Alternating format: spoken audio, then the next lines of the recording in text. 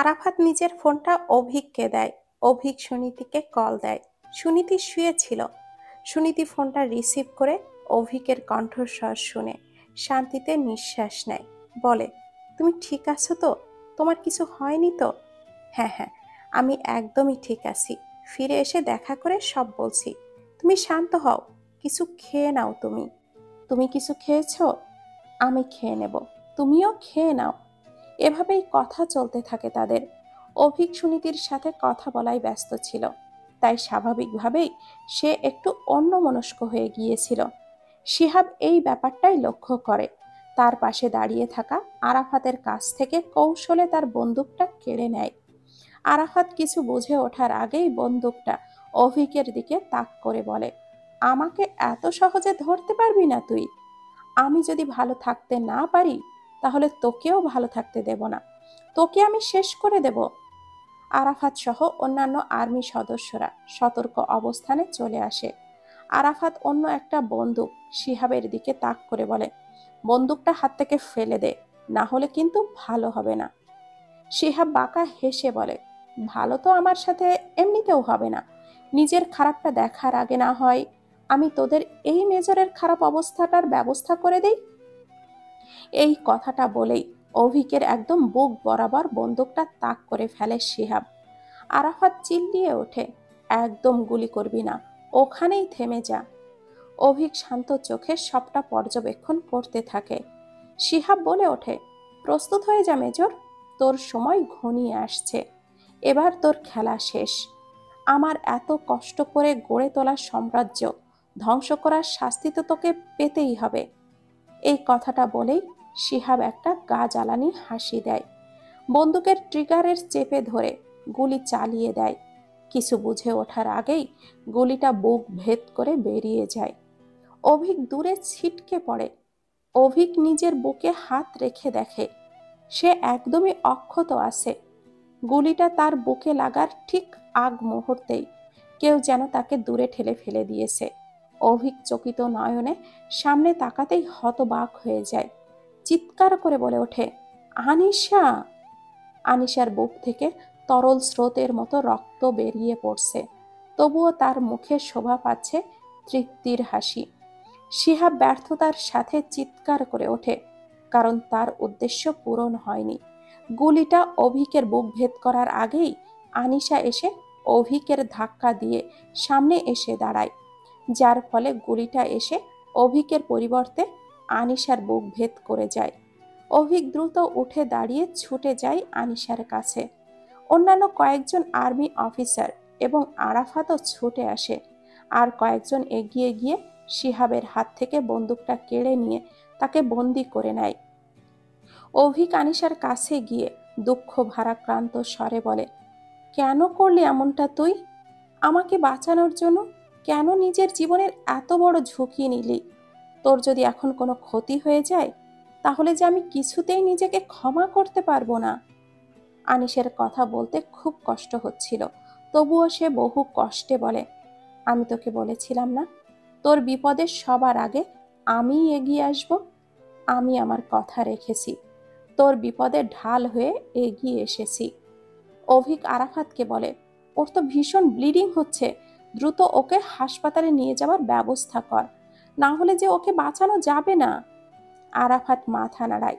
আনিশা অভিকের হাতটা শক্ত করে ধরে বলে, আমার হাতে আর বেশি সময় নেই অভি, পারলে যা কিছু হয়েছে তার জন্য আমায় ক্ষমা করে দিস।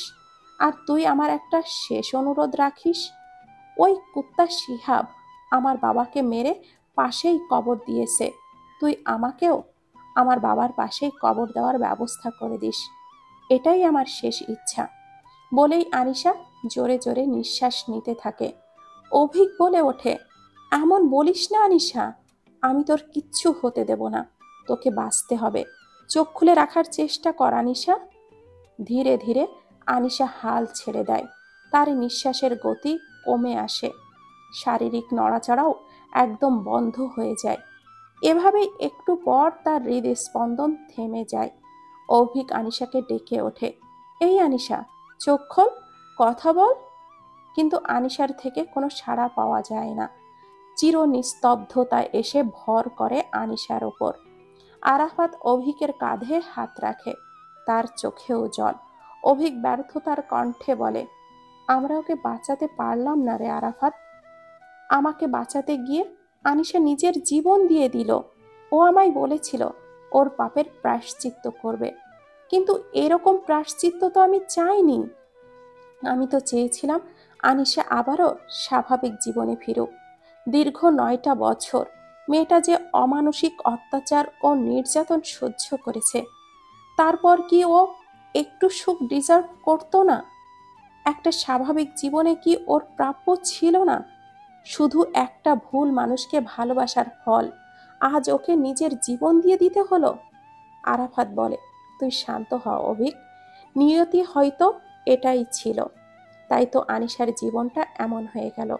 বাবার আদরের এক প্রাণোচ্ছল উচ্ছ্বাসিত মেয়ের শেষ পরিণতিটা এমন হবে তা তো আমিও ভাবিনি।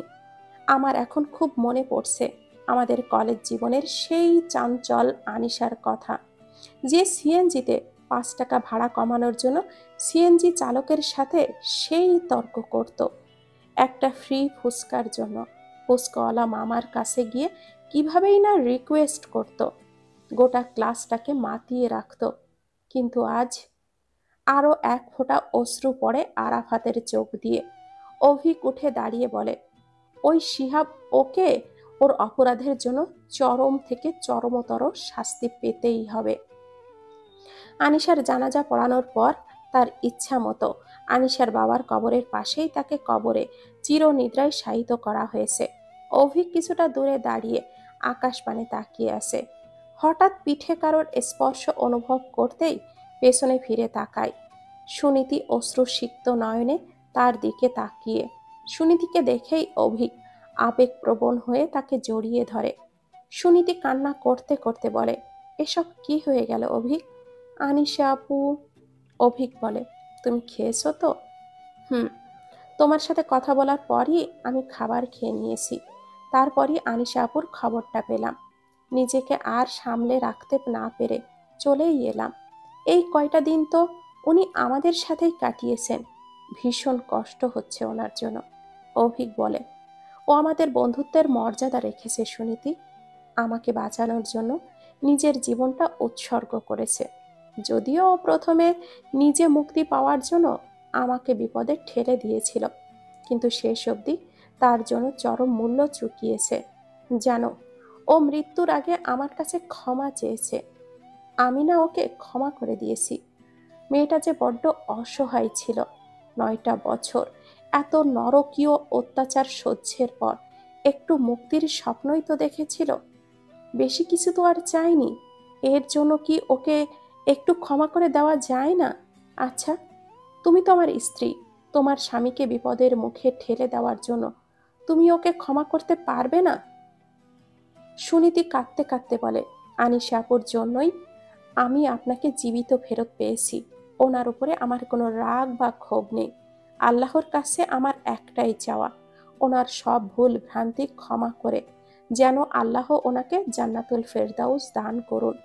জীবনে উনি অনেক কষ্ট সহ্য করেছেন, মৃত্যুর পর অন্তত একটু সুখ ডিজার্ভ করেন। একদম ঠিক বলেছ তুমি। আল্লাহর কাছে আমরা দুজন ওনার জন্য প্রার্থনা করব। অভিক সাই জানায়। অভিক ও সুনীতি সিলেট থেকে ঢাকায় ফেরার জন্য প্রস্তুতি নিচ্ছে। অভিক 1 সপ্তাহের জন্য ছুটি পেয়েছে। সুনীতি সব প্রয়োজনীয় জিনিসপত্র নিয়ে তৈরি হয়ে নিয়েছে। তার পরনে একটি গাঢ় মেরুন বর্ণের শাড়ি। সুনীতিকে দেখে অভিক একটি সুন্দর শাড়ি উপহার দেয়। অভিকের পরনে একটি অফ হোয়াইট কালারের শার্ট। সুনীতি অভিকের কাছে এসে বলে, তাহলে চলো আমরা বের হই। অভিক মাথা নাড়িয়ে সাই জানায়। সুনীতিও অভিকের তৈরি করা হয়ে বেরিয়ে পড়ে। অহনাও আগে ভাগে বেরিয়ে পড়েছে। সে এতক্ষণ বাইরে দাঁড়িয়ে আরাফাতের সাথে গল্প করছিল। সুনীতি বেশ কয়েকদিন থেকে লক্ষ্য করছে আরাফাত ও অহনার মধ্যে বেশ ভাব হয়েছে। দুজনেই বেশ অনেকটা সময় ধরে গল্প করে। প্রথম প্রথম তো দুজনের বুনো ওল আর বাঘা তেঁতুলের মতো সম্পর্ক ছিল, তবে বর্তমানে তাদের সেই সম্পর্কে একদম বদলে গেছে যেন। দুজনের বেশ ভাব হয়েছে। অভিক আরাফাতের কাছে গিয়ে বলে, তোর গল্প করা শেষ হলে একটু সরে দাঁড়া, আমাদের এখন যেতে হবে। আরাফাত এমন কথা শুনে বিব্রত বোধ করে চুপ হয়ে যায়। অহনাও বেশ লজ্জা অনুভব করে। সুনীতি অহনার কানে কানে বলে, কি ব্যাপার বলতো, কি চলে তোদের মাঝে? কই কি বলেই অহনা তড়িঘড়ি করে গাড়িতে উঠে পড়ে। অভিক আরাফাতের উদ্দেশ্যে বলে, তুইও আজ আমাদের সাথে ফিরলে পারতি। আরাফাত বলে, ফিরতে তো চেয়েছিলাম, কিন্তু কিছু জরুরি কাজ পড়ে গেছে এখানে। আমি কালকের মধ্যে ঢাকার উদ্দেশ্যে রওনা দিব। এবার ঢাকায় ফিরে অনেক জরুরি কাজ আছে বলেই গাড়ির জানালা দিয়ে মুখ বাড়িয়ে থাকা অহনার দিকে তাকায়। অহনা একটা স্মিত হাসি উপহার দেয়, যা আরাফাতের মনে ভালো লাগার সঞ্চার ঘটায়। অভিক হালকা কেশে বলে, এখন তাহলে আমরা রওনা দেই, কাল তোর সাথে দেখা হচ্ছে। আচ্ছা। সুনীতি, তুমি গাড়িতে ওঠো। অভিকের কথা মতো সুনীতি গাড়িতে উঠে বসে। সুনীতি গাড়িতে ওঠার পর আরাফাত অভিকের পিঠে হাত রেখে বলে, দোস্ত, আমার মনে হয় এবার অন্তত তোর ভাবিকে সবটা জানানো উচিত। ভাবি যদি পরে কোনোভাবে জানতে পারে তুই ওনার মা বাবার মৃত্যুর ব্যাপারে সবটা ওনার থেকে লুকিয়ে গেছিস, তাহলে তোদের মধ্যে ভুল বোঝাবুঝি তৈরি হতে পারে। অভিক আরাফাতের কথায় সায় জানিয়ে বলে, তুই একদমই ঠিক বলেছিস। এমনিতেও এই কয়দিনে আমাদের অনেক সমস্যার মধ্য দিয়ে যেতে হয়েছে। আমি চাই না নতুন করে আবার কোনো ঝামেলা হোক, তাই এটাই ভালো হবে যদি আমি ওকে সবটা বলে দেই। আমি সিদ্ধান্ত নিয়েছি, এবার ঢাকায় ফিরেই একদিন ঠান্ডা মাথায় সুনীতিকে সবটা জানাবো। শুধু তাই নয়, আমি ভেবে রেখেছি এই 7 দিনের মধ্যে যে করেই হোক ওই মন্টুকে খুঁজে বের করব এবং ওর উপযুক্ত শাস্তির ব্যবস্থা করব। আরাফাত অভিককে উদ্দেশ্য করে বলে, ঠিক আছে, সাবধানে যাস। আর কোনো হেল্প লাগলে নিঃসংকোচে আমাকে জানাবি। আমি নিজের সর্বোচ্চটা দিয়ে তোকে হেল্প করার চেষ্টা করব। ঠিক আছে, আল্লাহ হাফেজ বলেই অভিক গাড়িতে উঠে বসে। ড্রাইভার ড্রাইভিং করা শুরু করে। গাড়ির সামনে চলতে শুরু করে। অহনা গাড়ির কাচের মধ্য দিয়ে যতক্ষণ পর্যন্ত দেখা যায় আরাফাতের দিকেই তাকিয়ে থাকে। একইভাবে আরাফাতও তাকিয়ে থাকে যতক্ষণ না গাড়িটা তার চোখের আড়াল হয়। দীর্ঘ কয়েক ঘন্টা জার্নির পর ঢাকা এসে পৌঁছায় অভিকরা। অহনাকে তার বাড়ির সামনে নামিয়ে দিয়ে অভিক সুনীতিকে নিয়ে তাদের বাসায় চলে আসে। এতদিন পর অভিক ও সুনীতিকে ফিরতে দেখে আহসান চৌধুরী এবং রাহেলা খাতুন ব্যতিব্যস্ত হয়ে পড়েন। রাহেলা খাতুন তো অভিক ও সুনীতির পছন্দ মতো খাবার বানাতে লেগে পড়েন, আর আহসান চৌধুরী চলে যান হরেক রকম বাজার করতে। অভিক ও সুনীতি ঘরে গিয়ে বিশ্রাম নিচ্ছিল। সুনীতি গোসল সেরে নিয়ে শাড়ি পরে তৈরি হয়ে নেয়। এমনিতেও সে খুব একটা শাড়ি পরে না, বিয়ের পর এই প্রথম শাড়ি পরল। এদিকে সুনীতিকে শাড়িতে দেখে অভিকের অবস্থা বেসামাল হয়ে যায়। শাড়ি পরলে সব মেয়েদেরই সৌন্দর্য স্বাভাবিকের থেকে একটু হলেও বেড়ে যায়। সুনীতিকেও শাড়িতে অপরূপা সৌন্দর্যের অধিকারী লাগছিল। অভিক উঠে দাঁড়িয়ে আচমকায় সুনীতিকে নিজের কাছে টেনে নেয়। সুনীতির কপালে হালকা করে চুমু খেয়ে বলে, ভালোবাসি, ভীষণ ভালোবাসি, আমিও ভালোবাসি। অভিক বলে, তুমি আমায় বিশ্বাস করো তো সুনীতি? নিজের থেকেও বেশি। কখনো কোনো কারণে আমায় ভুল বুঝবে না তো? প্রশ্নই ওঠে না। অভিক স্বস্তির নিঃশ্বাস ফেলে, ভেবে নেয় এখনই সুনীতিকে তার মা বাবার ব্যাপারটা সব বলে দেবে। অভিক কিছু বলতে যাবে তার পূর্বে সুনীতি অভিককে মৃদু ধাক্কা দিয়ে নিজের থেকে দূরে সরিয়ে বলে, আমি রান্নাঘরে যাই, মাকে রান্নায় হেল্প করি, পরে কথা হবে। বলেই সুনীতি আর এক মুহূর্ত অপেক্ষা না করে চলে যায়, যার ফলে অভিকের আর কিছুই বলা হয় না। সে ভাবে রাতেই সময় করে শান্তভাবে সুনীতিকে বুঝিয়ে বলবে সবটা। সুনীতি রান্নাঘরে গিয়ে এসে দেখতে পায় রাহেলা খাতুন রান্নায় ব্যস্ত সময় পার করছেন।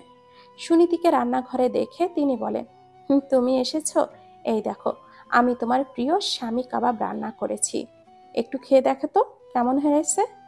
সুনীতি স্বামী কাবাব একটু মুখে দিয়ে বলে, ভীষণ সুন্দর হয়েছে। আচ্ছা, আমি কি আপনাকে রান্নায় হেল্প করব মা? না না, তুমি এত দূর জার্নি করে এলে, এখন আর কষ্ট করে রান্না করতে হবে না, তুমি গিয়ে বিশ্রাম নাও। সুনীতি একটু জোরাজুরি করে বলে, আমার ঘরে বসে থাকতে ভালো লাগে না মা, আমাকেও একটু রান্না করতে দিন না। ঠিক আছে, কোনো ব্যাপার না, কিন্তু তুমি যে রান্না করবে বলছো, কিছু কি রাঁধতে পারো? হ্যাঁ পারি তো, আমি অনেক সুন্দর চিকেন কাকলেট বানাতে পারি। বেশ তো, আমার অভিক তো চিকেন কাকলেট খেতে অনেক পছন্দ করে, তুমি যদি ওকে এটা বানিয়ে খাওয়াও তাহলে ও অনেক বেশি খুশি হবে। রাহেকাল্লা খাতুনের কথায় খুশি হয়ে সুনীতি চিকেন কাকলেট বানাতে শুরু করে দেয়।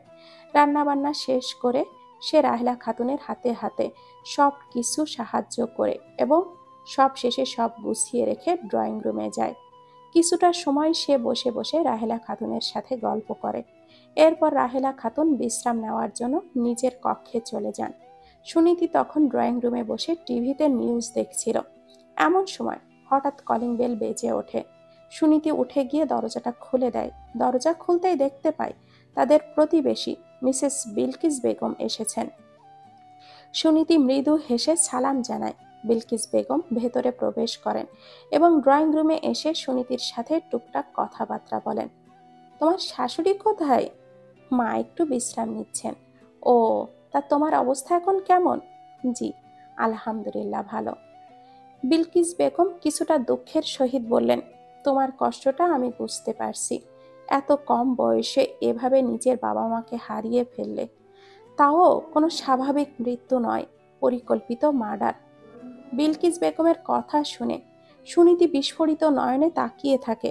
হতবাক হয়ে বলে, এসব কি বলছেন আপনি?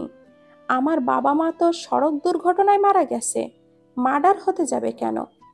বিলকিস বেগম অবাক স্বরে বলেন, ও মা, সে কি কথা, তুমি জানো না? গোটা এলাকার মানুষ তো জানে তোমার বাবা মা খুন হয়েছে, তাও তোমাকে যেই ছেলেটা বিরক্ত করত তুলে নিয়ে গিয়েছিল, কি যেন নাম?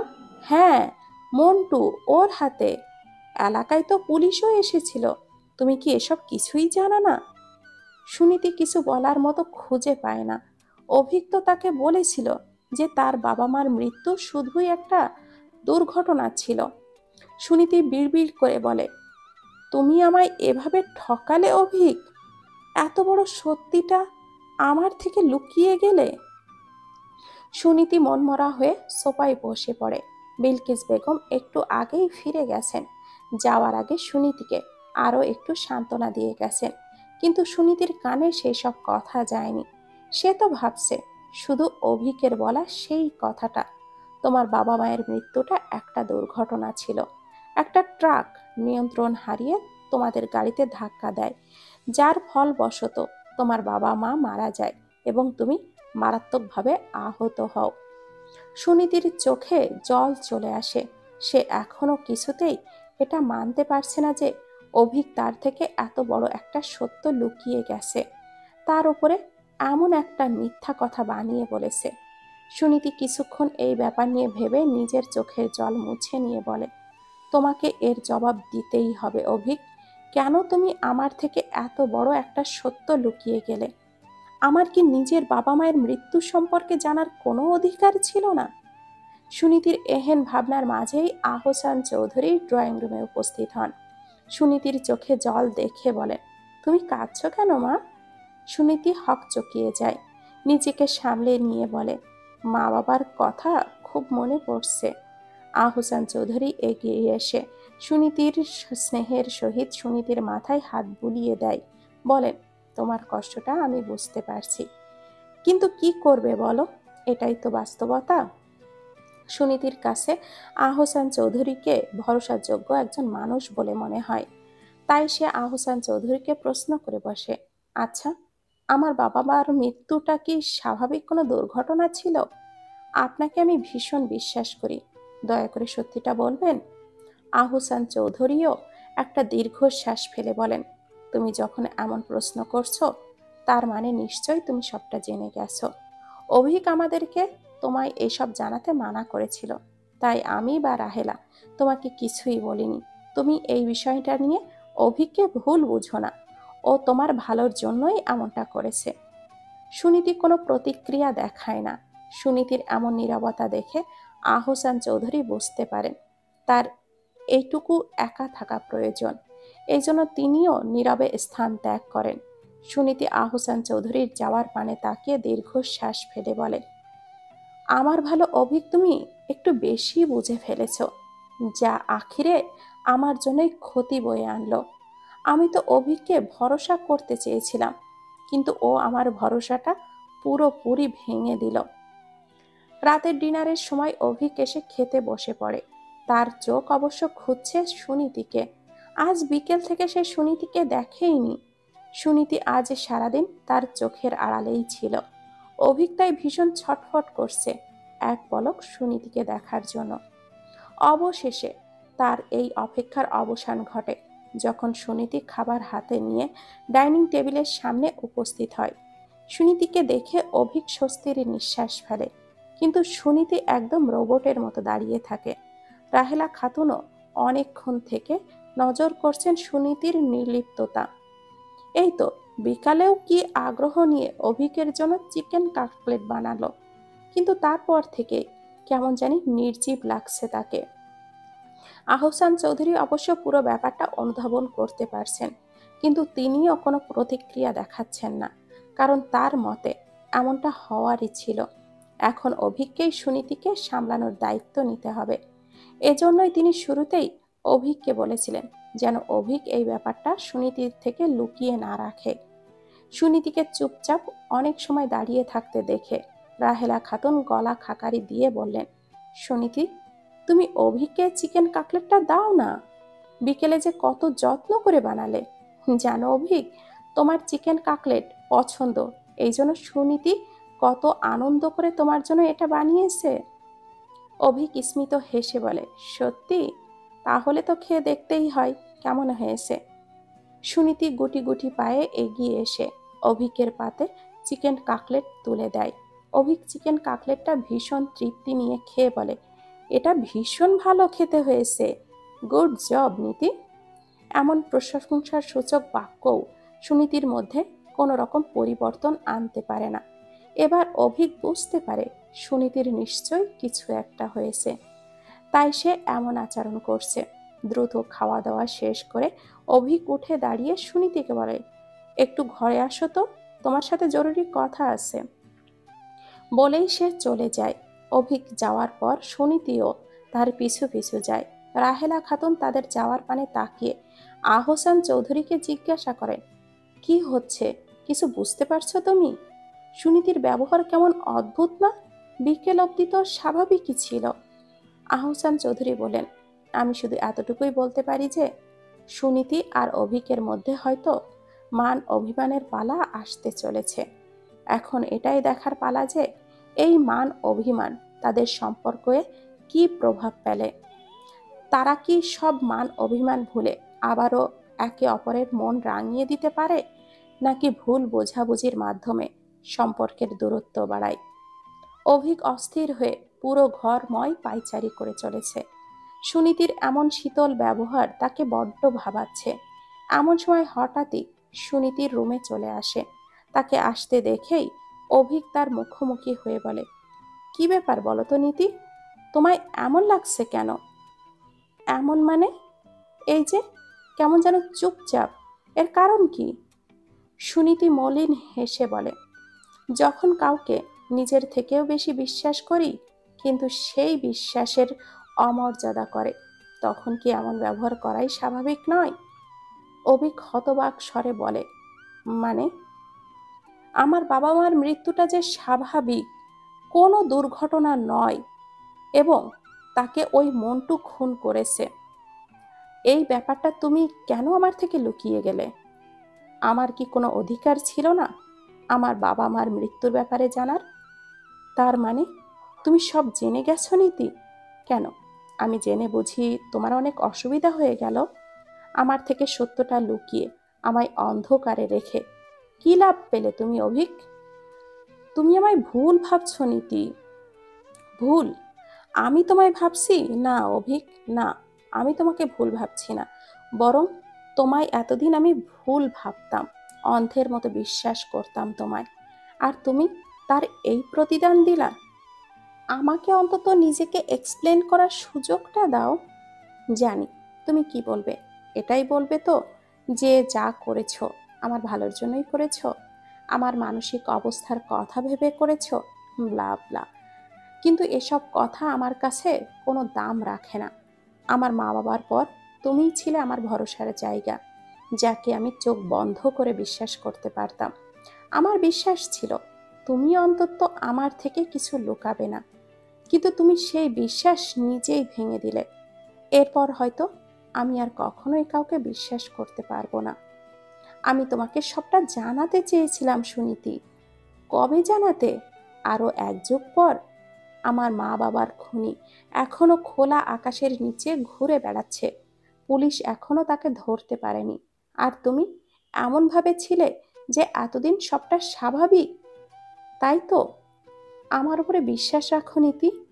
আমি এবার ঢাকায় ওই মন্টুকে ধরার জন্যই এসেছি। তোমার মা বাবার খুনিকে আমি উপযুক্ত শাস্তি পাইয়ে দেব বলেই এসেছি। অনেক ভরসা করেছি তোমার উপরে। আর না, এবার থেকে আমি নিজেকে ছাড়া আর কাউকেই ভরসা করব না। তুমি যথেষ্ট করেছো, তোমাকে আর কিছু করতে হবে না। আমার মা বাবার খুনিকে আমি নিজেই শাস্তি পাইয়ে দেব। তোমার কাছে শুধু একটাই অনুরোধ, পারলে আমায় একটু একা থাকতে দাও। তোমার উপস্থিতিও আমায় কষ্ট দিচ্ছে। সুনীতির কথা অভিকের বুকে ঝড়ের সৃষ্টি করে। সে দ্রুত পা চালিয়ে ঘর থেকে বেরিয়ে যায়।